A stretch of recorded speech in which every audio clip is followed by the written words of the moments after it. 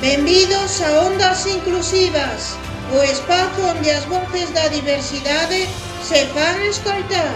Aquí falamos de experiencias reais, inclusión, barreiras e, sobre todo, de oportunidades. Un podcast feito e presentado por persoas con discapacidade. Para toda a sociedade. Capaz de día a día. Bo día, xente das súas casiñas. E bos días, compañeiros. Bo día, outro 22 en Ondas Inclusivas. Meu concello con esta vete fías. Eu non, estou comenzando xa co parción bikini, aínda que o cocido non o perdono, Xa sabedes que os disfraces de Amarai sempre dan de que falar. É raro que non leven premio de algún concurso da contorna. Pero este ano decidimos adicalo a outras actividades, xa que montar unha comparsa leva moito tempo e traballo, pero luns celebramos a nosa pijamada, como todos os anos. Pasámoslo o enteiro para este mes de fevereiro é conhecido por outros temas máis románticos. Ainda se respiramos no aire pesado. Romántico para os namorados, para o resto é un día case cómico. Pero sí, vimos de celebrar o Día do Amor a semana pasada. E aquí, en Ondas Inclusivas, queremos celebralo reivindicando a sensualidade das persoas con discapacidade. Hai unha creencia social que as persoas con discapacidade somos máis cariñosas. Aínda de todo como en todos os lados, o que si é certo é que temos necesidades como todo o mundo, necesidades fisiológicas, sociais e, por suposto, afectivos sexuais. Prestar atención porque vai unha entrevista super interesante. Para falar sobre isto, contamos coas rapazas de Daleira. Paula Fariña, psicóloga de Acadar, e Raquel Morono, traballadora social de Acadar. Contanos, Paula, que de Daleira e por que naceu este proxecto. De Daleira é un servizo que se ofrece dende Acadar, a Asociación de Mulleres con Discapacidade de Galicia. Este xorde da necesidade de información e asesoramento sexolóxico en mulleres con discapacidade e a súa contorna, é dicir, as súas parellas, a súa familia e o persoal profesional, educativo e institucional co que se relacionan no seu día a día. Entre as accións que levamos a cabo inclúese o asesoramento individualizado, a intervención social e psicosexolóxica e o acompañamento e atención a persoas que viviron ou están a vivir situacións de violencia, así como formacións grupais en distintas entidades, asociacións, mesmo en colexios ou institutos. De Daleira é un servizo pioneiro en Galicia. Foi pensado e creado para dar a resposta ás necesidades das persoas con discapacidade. Por que crees que é importante falar de sexualidade nas nenas e mulleres con discapacidade? Todas as persoas somos seres sexuados. Podemos ter desexos, praceres e sentires. Ou todo o contrario. Isto dáse independentemente das dificultades ou necesidades que poidamos ter. A sexualidade non é só relacións sexuais. Tamén implica a capacidade de crear vínculos con outras persoas. Implica como nos percibimos, implica cara a quen nos sentimos atraídos, é dicir, cal é a nosa identidade e expresión de xénero, e cal é a nosa orientación sexual. Todo isto se manifesta nos contextos sociais, a través dos pensamentos, fantasías, desexos, prácticas sexuais. Pese a isto, existen distintos estereotipos e prexuizos que fan pensar que as persoas con discapacidade non teñen sexualidade, polo que teñen menos acceso a información, menos momentos de intimidade e máis sobreprotección e infantilización. As persoas con discapacidade tamén senten, tamén desexan e tamén merecen poder coñecer o seu corpo e recoñecerse nas prácticas sexuais. Como dicíamos, todos somos seres sexuados. É importante deixar de percibir as nenas e mulleres con discapacidade desde unha perspectiva paternalista e permitirlles coñecer para que poidan decidir e desfrutar, se así o desexan. Segue sendo un tabú a sexualidade para as persoas con discapacidade? Se ben é certo que pouquiño a pouco fálase con máis naturalidade de sexualidade e discapacidade, segue sendo un tema un tanto ignorado ou mesmo patoloxizado. O acceso á educación sexual mantense reducido ou dase de forma puntual. Ademais, téndese a ignorar os seus desexos sexuais e téndese a infantilizalos. En ocasións tamén ocorre que non se abordan nin traballan determinados comportamentos porque como lle vou a explicar ou como vou a traballar con esta persoa algo relacionado co sexual, cando é algo que crese que non encaixa coas persoas con discapacidade. Ademais, tamén é importante mencionar o impacto que ten este tabú nas mulleres con discapacidade, xa que en determinadas situacións pódese chegar a poñer en dúbida o seu interese e a capacidade para ser nai, ademais de ser máis vulnerables a sufrir violencia obstétrica. Raquel, ti que dis? As persoas con discapacidade temos dereito a vivir a sexualidade? Que significa iso na práctica? Sí, as persoas con discapacidade teñen pleno dereito a vivir a sexualidade, igual que calquera outra persoa. Non é un extra, nin algo opcional, forma parte dos dereitos humanos fundamentais, que van ligados á dignidade, á liberdade, á intimidade, á saúde e á identidade persoal. Na práctica, isto significa moitas cousas concretas.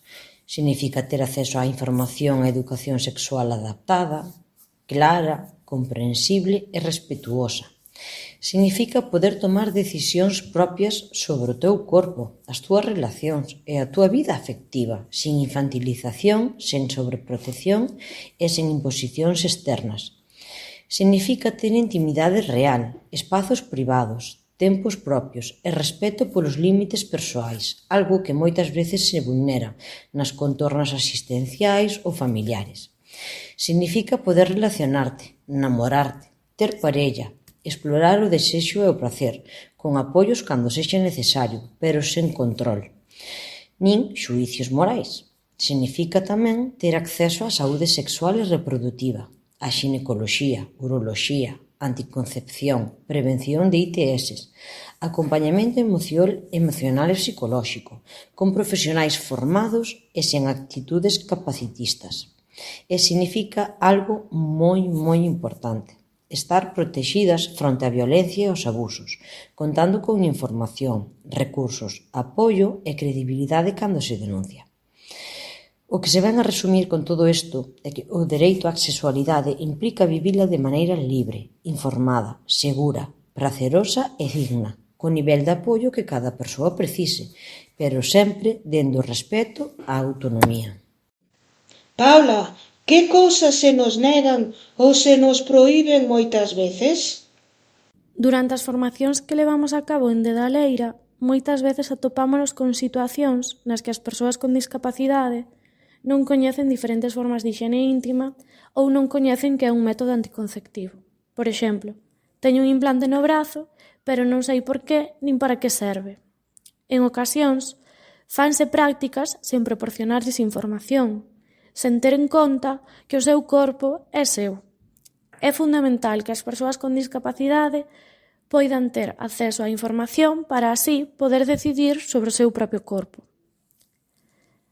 Outras das situacións que observamos é a falta de intimidade, a invasión do seu tempo e espazo persoal, o que ás veces leva a que haxa dificultades para distinguir os espazos públicos dos privados, xa que non teñen nin acceso nin posibilidade de ter un momento para si mesmos. A falta de intimidade tamén dificulta a posibilidade de distinguir contactos de pracer de contactos de coidado, o que pode xerar situacións de tensión co persoal coidador. Ademais, pode volvelos máis vulnerables a vivir posibles situacións de violencia. Tamén nos parece importante mencionar o control que hai en ocasións cando as persoas con discapacidade queren ou desexan ter parella. No caso de que exista unha relación, volve a darse esa limitación en canto á intimidade. Neste caso, intimidade en parella. Hai moitos mitos sobre a sexualidade e a discapacidade? Cal che doe máis escoitar, Raquel? Sí, por desgracia, a día de hoxe sigue habendo moitos mitos sobre a sexualidade e a discapacidade, pero se teño que destacar probablemente sexa o de que as persoas con discapacidade non son seres sexuais, porque borran a parte esencial da intimidade. Non só nega o dereito ao prazer, ao desexo e á intimidade, senón que tamén xustifica que se lles prive de educación sexual, de privacidade, de espacios seguros para explorar o seu corpo e as súas emocións. En definitiva, nega dereitos fundamentais. Fálase dabondo do pracer feminino cando hai discapacidade? Non, fálase moi pouco ou case nada do pracer feminino cando hai discapacidade, e cando se fala adoita facerse dende o silencio, o tabú ou unha mirada moi estereotipada. O pracer e a sexualidade son conceptos que socialmente están moi masculinizados, nos que parece ser que o fin último é que o home exacule. Nas mulleres con discapacidade o pracer está aínda máis invisibilizado. A sociedade véas como inactivas ou incapaces sexualmente, seres sen sexualidade, que mesmo non poden ser desexadas por outras persoas. A visión que se ten das mulleres con discapacidade é moito máis infantil, polo que o desexo e pracer sexual é algo do que non se adoita falar. Raquel, como crees que acollen as familias que o seu familiar manteña relacións sexuais? En moitos casos, as familias acollen esta realidade con medo, con incomodidade ou resistencia, máis que coa propia naturalidade. Non porque non queiran, sino tamén porque eles están atravesados polos mesmos mitos, prexuicios e silencios que existen todavía na sociedade. Unha reacción moi habitual é a sobreprotección, a idea de que a familia quere coidar, evitar sufrimento, evitar riscos. Pero isto conleva un control, un vixiar, limitar ou directamente prohibir as relacións afectivo-sexuais. As familias fanlo desde o amor, pero o efecto real é que restrinxen dereitos, autonomía e desenvolvemento persoal. Tamén aparece moito o medo ao abuso, ao embarazo, ás ITS, ao rexeitamento social e ao dano emocional. Estes medos son lexítimos, pero cando só se responde con prohibición e non con información, educación e acompañamento, acaban xerando máis vulnerabilidade, non menos. Noutros casos, a dificultade vén de seguir vendo a persoa como unha nena ou un neno, mesmo cando xa é adulta. A infantilización fai moi complicado aceptar que exista desexo, erotismo, intimidade e dereito ao prazer. Pero tamén existen familias que fan un proceso consciente de cambio, que se informan, que revisan crenzas, que preguntan, que acompañan, que abren espazos de diálogo e que entenden que a sexualidade forma parte da vida e do benestar. Estas familias adoitan marcar unha diferencia enorme na autoestima, na seguridade e na liberdade das persoas con discapacidade. A día de hoxe segue habendo de todo, pero socialmente seguimos nun punto no que a reacción máis frecuente é a dificultade, o medo e a resistencia. Por iso é tan importante traballar tamén coa contorna familiar, non só coa persoa con discapacidade. A educación sexual inclusiva debería incluir as familias, porque elas tamén precisan ferramentas para acompañar sen limitar. Que mensaxe che gustaría deixar ás nosas ointes, Paula? A sexualidade é algo natural, é algo que está presente en todas as persoas. É fundamental poder falar dela dende un enfoque basado na empatía, poder falar dela adaptándonos ás necesidades que ten a outra persoa. Todos merecemos coñecer, descubrir e decidir sobre o noso corpo e sobre a nosa sexualidade. Moitas gracias, chicas, por estar hoxe aquí con nós, polo voso tempo e disposición, pero sobre todo pola labor tan importante que facedes no voso día a día e compartir a vosa experiencia e coñecemento sobre un tema tan importante e aínda tan pouco visibilizado. Moitas grazas por contar con nós e por permitirnos participar neste maravilloso proxecto como é Ondas Inclusivas. Dende logo, que é de admirar a labor destas persoas. que contribuyen a romper estigmas e a promover os dereitos sexuais de todas as persoas.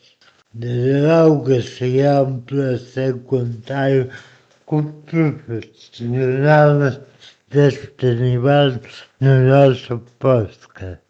E agora que? Quen invita hoxe a comer o pulpo? Eu vou-me reservar para a semana. Ten razón Montero. Arzúa estáse a preparar para a 51ª edición da Festa do Queixo. Celébrase o 27, o 28 de febreiro e o 1 de marzo. Na beira, pero ti estás a dieta, así que olvídate do queixo. Ai, non, eu o queixo con pan, con membrillo, con mermelada, con chourizo e co que queiras, pero sen queixo non me deixes. Anda, como imos quedar sen un dos mellores produtos do mundo? E máis, xa imos ir comezando que se me fai a boca auga. Iso foi todo en Ondas Inclusivas. Dende aquí, uns lambós de primeira. José Montero. Juan Carlos Naveira. É unha profesional da gastronomía de probar o que faga falta. Vanés, non podedes perder o próximo capítulo, que será super interesante. Falaremos sobre as Paralimpiadas cun exxogador profesional de boxe.